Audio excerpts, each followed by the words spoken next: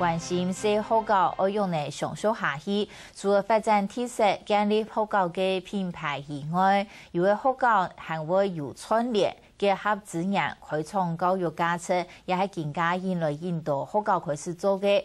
花莲旅游夜间小学亦能打团体战，整合师资理论来出题，来提升学生嘅平均长度。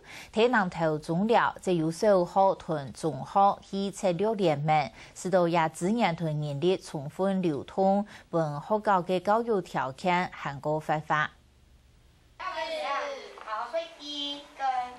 课堂当成员的专心上课，大家学校都强弱，不过都逢年节，使学生都靠时间起结，接受嘅系类似情况，仲强有7间学校策略联盟嘅考验，教师之间轮流命题，体系命题嘅水准，未带同学生嘅整体长度。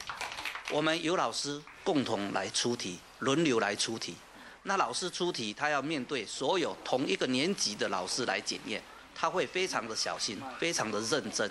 然后别的学校的都出很难，然后让我们想很久，然后很喜欢让我们发挥。唔系命题有前途就做得嘞，因为空调字眼还有人力分享，国家嘅线上行为相互学习，积极扩充客家学界教育理解。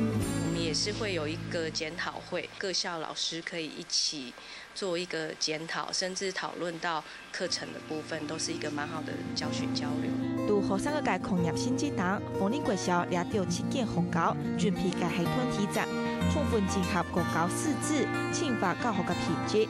本成员呢，每进为学校社求目的其责任。